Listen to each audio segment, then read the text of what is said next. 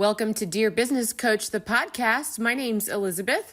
Find one thing to move your business forward today with conversations, spotlights, interviews, articles, and free resources. Listen and follow and subscribe on social media. Dear Business Coach pages and groups. Dear Business Coach podcast. We're on Facebook, LinkedIn, Instagram, YouTube, and don't forget Spotify, Apple, iHeartRadio, Amazon Music, anywhere you listen to podcasts. All it takes sometimes is one little thing to move your business forward today. Ask you, what I know about you a little bit. But first of all, Jessica, thank you for coming to the Dear Business Coach podcast. How are you today? I'm doing great. Thank you for having me. Yeah, this is really fun. And I have had a chance to maybe think a little bit about your business, and also right now you are wanting to share about your business. Timing is important, right? So you have some things to point to today specifically, and that's what podcasts are fun for. It becomes an evergreen resource, but also something that is important for us to share, like updates, real stuff that not only can we look back on it, but also this is actually what's happening in Jessica's business today. So tell me a little bit about you. Who is Jessica Yarbrough? So my background is in business. I'm a strategist, and specifically, I really focus on B2B coaches and consultants who want to sell and scale ultra high-end services. And so what I'm kind of known for is executive coaches, leadership development, strategists, change management, those kind of B2B coaches and consultants that want to sell six-figure packages. They come to me, we help package their genius and get them selling at a really high level. Well, I don't really know if I understand like why there should be a distinction. So if I start out as a small business in the B2B space, Mm-hmm. I can start as an individual entrepreneur. I can start as a franchise. I can start from all of these different places. Mm-hmm. And there might be different versions of what high end means. Now, Definitely. that is that so am I already a high end offer when I talk to you?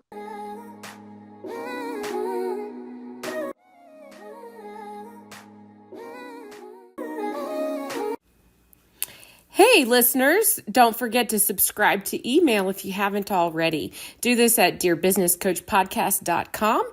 And if you are a new subscriber, look for the magazine coming up. You can get a free download as a new subscriber. That's dearbusinesscoachpodcast.com.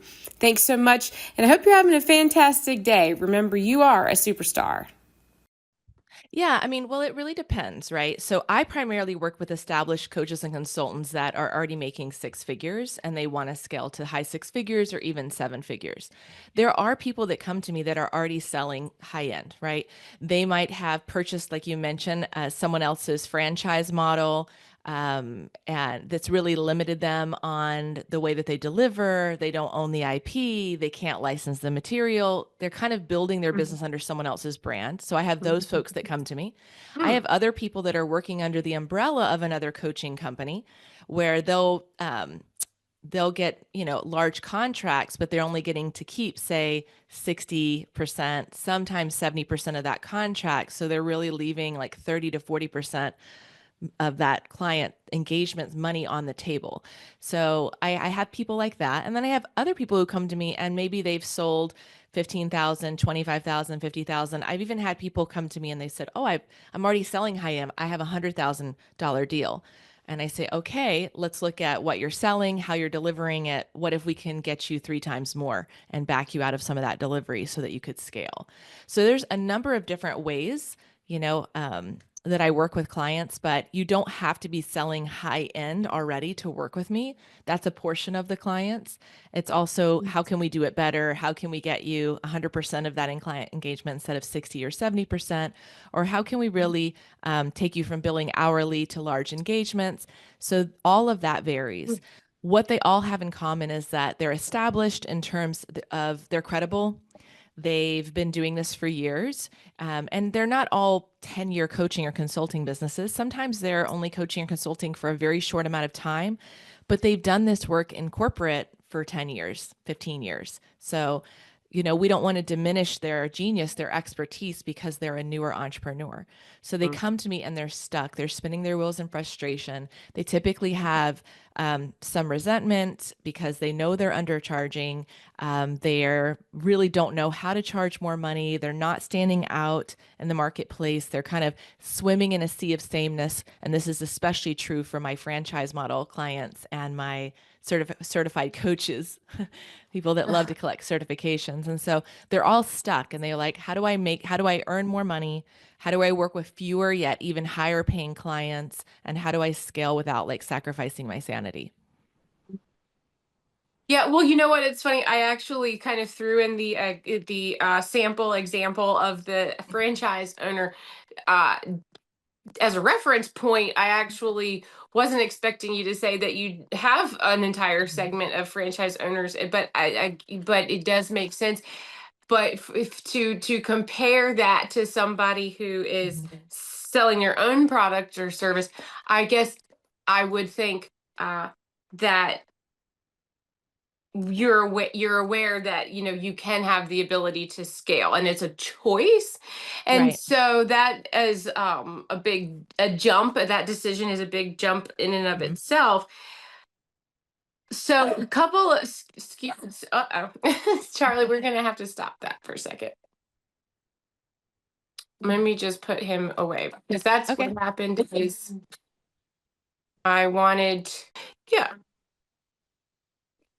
And you said the word resentment as well, Mhm. as far as that. Now I'm actually looking at my notes thinking about two different things, and now they actually are coming together. So if I am someone who is Mhm. selling my own product or service, and Yes. I'm aware that scalability is an option, it's on the horizon. I probably have thought about that. Maybe I'm not sure when that's realistic. And if I am in a place where I feel like I already know that I should be charging more, Mhm. why am I not doing that already? I mean, that's a great question. And that's the big question, right? And it's a number of reasons. Number one is fear or some kind of imposter syndrome. I don't Mm. know enough. I can't charge this much. Is people really going to pay me this amount of money? Along with that, I need to do something else first. Let me go get my master's. Let me go get my PhD. I need another certification. I need this piece of paper to tell me that I'm worth charging my rates. There's a whole inner game that happens, inner dialogue that's happening. The second is because not everybody is stuck in fear. Second is a lack of awareness of what the market is willing to pay. And so your frame of reference might be your colleagues who aren't charging very much, who are like, hey, 250 an hour is good, or 350 an hour. You have no idea that there are people out there who are charging two, $300,000 for exactly what you do. Right. So there's that lack of awareness that really holds people back. And then the third is lack of strategy. Okay, I'm not afraid. Great. I think I know enough. Um, I know there are coaches and consultants out there charging a lot more money, but how do I get there? How do I do it? How do I position myself and put together a powerful program that's transformational, that's outcome based, and get successful at selling these large contracts that I've never done before? So it's one of those three things or a combination of those that really holds people back. But what I will tell you, Elizabeth, is that most people they're aware of this for a long time before they take action. I've had people come to me that are at the same revenue for 3 or 10 years before they come and they say, "Okay, I'm done." And that's what I mentioned that piece about resentment coming up because here's the reality. No one is going to volunteer to pay you more money. And I've done this over and over again with my clients where we raise their prices, we, upgrade their positioning, we do everything we need to get them successful at selling high end and they're able to go out there and do that to brand new markets. But there's also a conversation that we often have to help clients have with their clients that are severely underpaying for their services. And I give you one example of one of my clients. He had created $1 million in profit not revenue, $1 million of additional profit for his consulting client. He was a strategist in the previous year, and he was charging them nothing. I mean, next to nothing. And so I said, you're not congruent. You're creating $1 million worth of value. You're not even charging them six figures, right? Do you see that? And he's like, yes, I see that. You're right. So I helped him have that difficult conversation. And you know what the client said? Yeah, all right, you're right. We know we've been getting you for a deal, and yeah, sure, happy to pay you more money. Now imagine if he'd never hired me, had gotten the courage and the strategy and the confidence and everything he needs to go and have that difficult conversation. No one wants to have a conversation, by the way, with a client saying, "Hey, we got to raise your prices." No one wants to have that conversation. But if he hadn't had that, he would have continued helping add seven figures of value to that client relationship without receiving, you know, the money that was congruent with the value that he was providing. And so that's what I mean by like no one's going to volunteer to pay more money. And so much of the journey that we do with clients is yes, there's external strategy, but that is married with the internal mindset, the upgrading your inner game so that you can step forward with confidence and ask for that money. I think that you have a way of sharing this idea in a new light. Now, I say that because I have conversations with people in business circles who talk about things like, what should I be charging? How do I figure out what I'm supposed to be charging? So I hear people talk about this, but I don't know that this is not exactly the same conversation when we're talking about am I a high end service? Am I a high end offer? When you have when thank you for sharing a story and putting that Sure. into an example. I mean, even just using a number is extremely helpful, right? Like you said, Yeah. $1 million in profit, not revenue. That's a huge distinction. And did that person feel like they were high end? You said Mm. that that person probably knew a long time before hiring you that they needed to explore this Yeah. side of their business. But did they feel like they were a high end person to begin with? You know what I mean? Yeah. I don't feel like they thought they were really high end. Um, you know, I think that they thought it was okay, what they were making, that it wasn't cheap, but I don't think they considered themselves high end. I've only had a handful of clients who came to me and said, like I said, I'm already selling six-figure packages. How can you help me do it better? So I had one client who came to me who had a high six-figure business and said, literally, this is, I always tell clients, you can push back when people respond this way, and literally his message what to me was, I already am selling $100,000 packages. I don't think you can help me. All right, so my response was, great, congratulations, you're selling $100,000 packages. That's highly, that's a small percentage of coaches and consultants who are selling six-figure packages. And I asked him a list of questions. What about this, what about this? And those questions were like, how much time are you spending delivering? How much time do you spend on the road? Do you have systems and team? Could you take on more clients right now? Do you feel like you have time freedom? Like all these questions. And turns out he was maxed out on the road a third of the year, literally couldn't take on. He said, Jessica, if a client came to me today and handed me $100,000, I said, I'm ready to work with you, I couldn't take them on. That's how busy I am.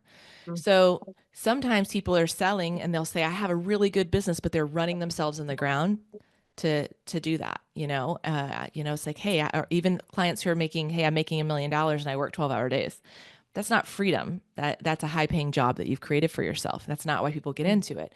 So even if you're selling high end, there's still work that we can do to optimize your systems, your team, to make sure you are charging and that you have a scalable solution and are not just on a path to burnout, albeit, a high paying path.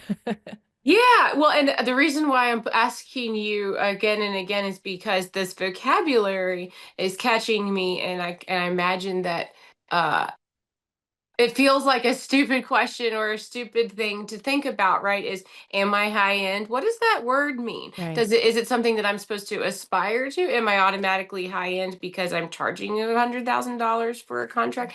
And I don't really know. Am I thinking Yeah. about, am I thinking in the right way? Where does the mentality start? So when someone is thinking about themselves in a category of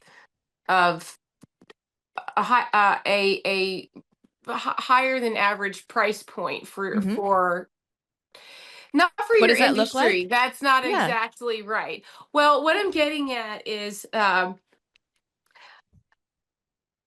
not to be confused with luxury goods, right? Just Right. because I Totally. have Totally. a luxury Yeah. purse for sale doesn't mean that the service, the quality, the person, the experience that I'm presenting as my business partnership with you is high end. So when you say, what are you charging for what you have to offer, there's the aspect of working yourself Right. right? Right. Are you really getting paid for your time, or are you really just it looks good on paper, but you really yourself are working too hard? Or are you also thinking um that you probably are, you probably are not selling exactly the right points of what your efforts are, right? Quality Right. versus perception, I guess. Yeah. I think it's a combination. Well, a couple of things. First, in my the word high end gets thrown around a lot. So let's kind of break that down. Yeah. Um, I had coaches that I hired in the past that said a high end is anything that requires a phone call. Basically anything that you can't sell off a landing page. So that could be over $2,000. What I find Mm, most people consider high end in the coaching and consulting world is like 10 or 25K, maybe 50K. mm, What I really focus on is the ultra high end, and that's mhm, where the floor is kind of 50,000 and the ceiling is multiple, 300, 400,000 and up. I mean, there are coaches and consultants out there that have $1 million programs. They're very comprehensive. They have many coaches and consultants under them, but that's kind of the ultra high end market. And then mhm, another really important distinction is that when we're talking about this kind of pricing, we are not talking about just slapping a high price tag on something, right? It has to be transformational. It has to be outcome based, and you absolutely need to have your I's dotted and your T's crossed when it comes to delivery, right? So and when we talk about outcomes, it doesn't always have to be where you're a business strategist that's going to add $1 million in profit to their bottom line, right? Like it doesn't have to be that. You can be a leadership development expert and you're going to improve their retention, get rid of their revolving door of talent that is costing them, you know, multiple six figures, if not seven figures a year. You can improve productivity. You can ensure they have a leadership pipeline. Like there's all kinds of transformational outcomes that really can be tied to ROI. And so when you do ultra high end, it has to be transformational. You have to have powerful outcomes. And then you have to have a really good client experience. Because if someone pays you a lot of money and they don't get what they're promised and they have a terrible experience, that's not a good thing. That's not going to help your brand reputation, and that's certainly not going to get you referrals from those other calibers of clients, level of clients, nor are you going to be able to create a compelling case study. So you really need to understand if you've created this program that's truly transformational and you've covered everything, what does it look like from a delivery experience? What does mhm, onboarding look like? How are you measuring success in your program? How are you keeping people on track and moving forward? Because with a big ticket comes a big promise. And so you want to be able to get to the end of that client engagement and them say, that was amazing. Let's do this again. What does year two look like? What does year three look like? I have clients who they land these big corporate engagements and they end up making seven figures from this client over the course of a couple years because they have got the delivery piece down, right? And they're mhm, doing really good work. And if you go into an organization, even at a high ticket, price tag, right? And you're doing transformational work and they see the results, they're going to hire you again and again and again, mhm. right? And so it's really a combination of transformational offer outcome and great delivery. It's all got to be part of that high end package. Yeah, right. So thank you. And because there is a before there's a huge difference between Jessica says that I can just charge more. Right. And what are we what is the basis of the value? Now, what do you think about the um the idea of teams? So let's say Yes. that I have a system down and I think that I'm doing great. I just need that extra help from you to get there. I know that I have a track record with clients, and Mhm. it's time. What do you think about how to implement a team, right? What if I say Mhm. I'm ready, but I don't really know anything about doing this with a team? Yeah. Well, it's a great question. I think first and foremost, we solve the strategy like equation, right? Like what needs to be fixed in your strategy in order for you to scale and afford a team. That's going to be key, right? Because we don't want to just start throwing team members in there. So we need to make sure that you have the cash flow to allow the team in and that you have the strategy that's going to support that cash flow. So that's first. Then you land this big deal or you're getting ready to land big deals, and then we can start hiring team. And we do kind of like a needs assessment. What do you need based on your strengths and your weaknesses? What role do you need to fill first? So, Mm, for example, one of the more common roles that many of my clients have coming in might be a marketing, assistant, someone that's going to help drive and support visibility in the campaigns that we work on. A lot of people come to me with this role already. Some people are doing it on their own, but a lot of people have that. That's a great role to have. Let's say you've got your marketing person and you're ready for that next step and you're going to bring on lots of high-end clients. What's another role you might hire for? Would be client support. Someone that's going to handle scheduling, someone that's going to handle sending out contracts, making sure payments were made. I mean, these things take up a lot of time, energy, space for a coach or consultant. And if you want to grow your business, you kind of need these roles in place. You may not be the most organized and need an operations kind of project management type role. There's all kinds of roles that we can fill. Again, it's not about having a massive team. It's about having the right people that are going to mhm. help add value and help you grow your business faster. So all of them should be kind of self-funding, right? Because the marketing person should help generate business that's going to bring new clients in, and the client support person is going to help keep people happy so they stay and take hours off your plate that you're literally sending customizing proposals and sending payment reminders and all of that. I mean, there's so many things that people come to me and they're making 300, 400, 500,000 more or even more, and they're doing so much of it themselves. And I'm like, why are you doing this? What if we could take that 10 hours a week that you're applying to these tasks that someone else could do for really not a lot of money? I mean, you're still paying them well, but compared to what you charge your clients, Mhm. and we could have you instead speaking on stage or networking or closing deals or whatever, putting your thought leadership out there. What would that do to drive results to your business? And so it's about being strategic with who you need to hire, when to hire them, that sort of thing. Mhm. Now, I want to, I, before I want to, before I get to the very end, ask you where is it important for me to follow you Yes. and connect with you? Where can I talk with you for starters online? Yeah. So I would suggest follow me on LinkedIn. That's where I put out content every day. Mhm. You can also go to my YouTube channel, and I do have a podcast on Spotify. And then I highly recommend everybody listening go to jessicayarbrough.com/influence and download my ladder of influence, which talks about the different levels of influence and where people get stuck and how to strategically ascend up the ladder, scale your authority, and grow your business to seven figures. Oh, okay. So when I go to your LinkedIn page, you say you're there, actively. I can see you and Yes. talk to you there, and YouTube and Yep. podcast on Spotify, as well Yes. as jessicayarbrough.com. That's right. And just send me a message on LinkedIn. Let me know you heard me on the show, and I'll accept your invite. Okay. Well, you know what? I let's see. Thank you. Before, I like to make sure I do that. Trying to get better at doing that, not waiting all the way until the very end. I think it's Sure. better. Yeah, and what? Let's see. When you are looking at me as a potential Mhm. someone who might be ready to work with you. I'm assuming you don't work with everyone.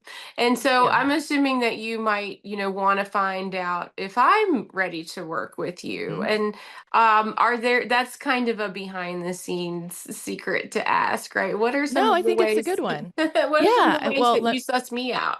yeah, well, first of all, I'll say that I reject 50% of on average of all applications that come through. And I know that is not what a lot of the guru coaches do out there. They have a bunch of closers and they don't care. They'll got Mm, commission-based sales folks doing their sales and they'll take anyone on. I'm very, very selective because I have a high-end, low volume business. That means I only work with, a certain number of clients every single year. So I really want to make sure it's an alignment. It's in total mm, alignment. And what I'm looking for is how long you've been in business, what your current revenue is, and do you meet our minimum kind of revenue requirements? What are your current challenges and goals, and do those match with the service that I provide? Um, what's your background credibility beyond your business? Like I mentioned, maybe you've only been in business 2 years, but you've been doing this for 15 years in corporate. Great. And then if you do kind of meet our application requirements, and we get on a call, I'm also looking at verifying everything you put in your application and is there an alignment of values? And so I'm not going to straight up come out there and say, hey, what are your values? But I'm going to ask questions that are going to reveal what kind of person you are. And that's going to tell me whether, I want to engage in a year-long relationship. So I'm very much like, as much as someone's coming onto a call and, vetting me, I'm very much looking to see, is this an alignment? And do I want to pour energy into this person and help them grow their business over the next year or 2 or 3, however long they stay with me? And so that's what I'm looking for. And it's got to be a match. And so I know not everybody does business that way, but it's very important to me that I do business with people that I like and that I feel I can help and that I feel are going to be successful in the program. Yeah. Yeah. Well, I would not I would feel a little bit of buyer's remorse if I found out after the Mhm. fact that you're willing to work with anybody. But unfortunately, that is our industry. Mm. And I get on calls with people every single month who have buyer's remorse from another program, because they were Really? sold by a salesperson into a program, promised the world. They got in there and it was nothing like what they imagined because they weren't even talking to the coach themselves. The coach doesn't even know their name. They're on a call Mm. with 100 other people. They have 30 seconds to answer their question. And they're kind of Mhm. left to their own devices and they get stuck. I've had people who came to my program that had amazing track records of like success in their entrepreneurial journey before becoming a coach or consultant and then joined a program where like the people weren't even on their same level. So, there are unfortunately, and this is true not only in the coaching and consulting, but the agency world, really anything, any service-based industry where people will take you on if you're not a fit. And that goes against everything I believe in. And so I'm looking, to stay in integrity with who I am. And I'm also looking for those kinds of people as well. If someone comes to me and they're just like, I just want to make as much money as possible, it's like kind of red flag for me. Like, what do you mean? Mm. You don't care about impact? You Mm. don't, what other things are important to you? Money is great. And I believe if you focus on, quality of work, the money comes with that. Do you know what I mean? It shouldn't be in either or. And so again, that's where the values piece comes in. And I wish there wasn't so much noise out there and people doing that. But unfortunately, it's a reality. And as a coach or consultant out there, for those of you that are listening that do have integrity and believe in the model like I have, can make it more challenging for us. Mm. A lot of people come to me have said, Jessica, I spent upwards of, 50 to $100,000 before hiring you. And they Wow. all say, I wish I could have taken that money and just like invested it with you instead. I mean, and I say, I get that, but that, I understand. Me personally, I even easily have 80 to 100,000, probably over $100,000 invested that didn't really pan out for me. We all have those experiences, but there are lessons in those experiences as well. And, I think that's just part of entrepreneurship is getting discerning, making sure you're aligning with people that you feel are a values match and people that have a long track record of having helped someone just like you, right? Yeah. That's what you should look for when hiring a coach or consultant. And also Hmm. consistency, making sure that it's not someone who changes who they are every other quarter.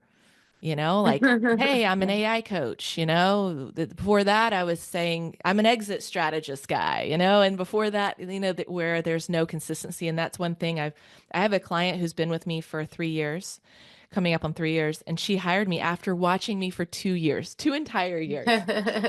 And one of the things she shared is like, you're consistent. You don't deviate.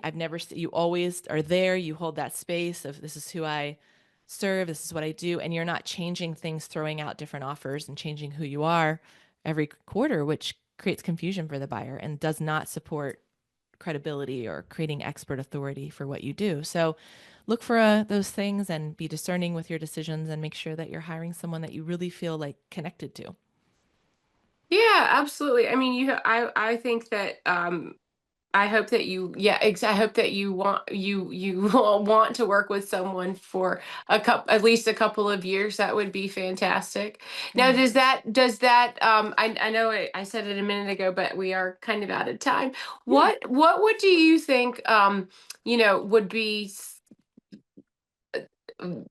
what if you had to say to me, if you thought yourself thinking this or that, then you're ready to call me and let's talk. Have you been thinking to yourself? You're Mm. probably going to tell me something related to that resentment piece, but how do I know when it's time to think about asking for you to examine me? Yeah, well, I think it's a couple things. Like if you feel that I mean, one of the number one things is time and money. So those are the number one thing is time and money. So if you're maxed out and can't do more to make more, Mm, like, I don't know. Even if in that, by the way, sometimes that's someone making 200,000 and sometimes that's someone making a million.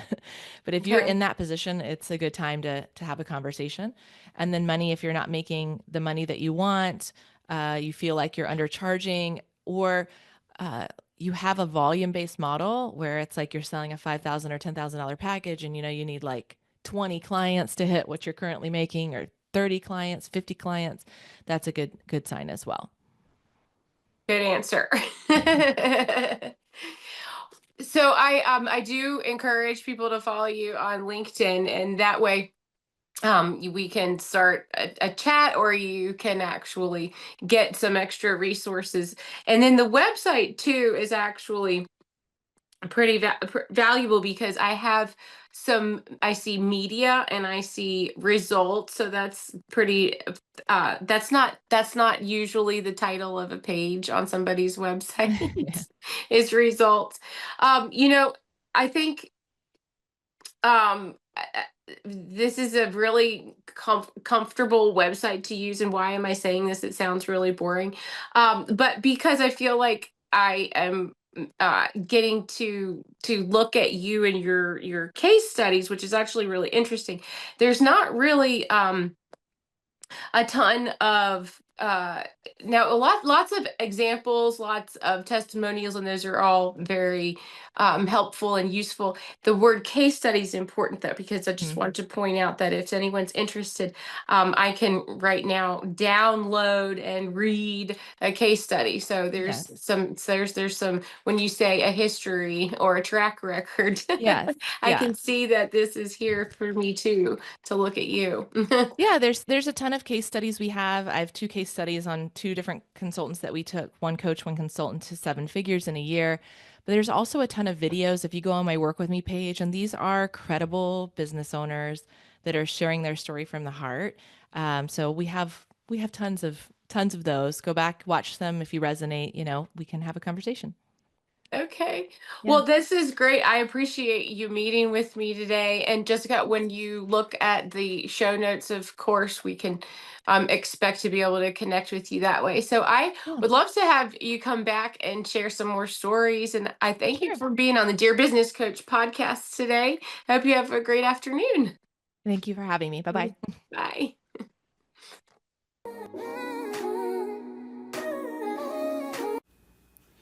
Hey, listeners, don't forget to subscribe to email if you haven't already. Do this at dearbusinesscoachpodcast.com. And if you are a new subscriber, look for the magazine coming up. You can get a free download as a new subscriber. That's dearbusinesscoachpodcast.com. Thanks so much, and I hope you're having a fantastic day. Remember, you are a superstar.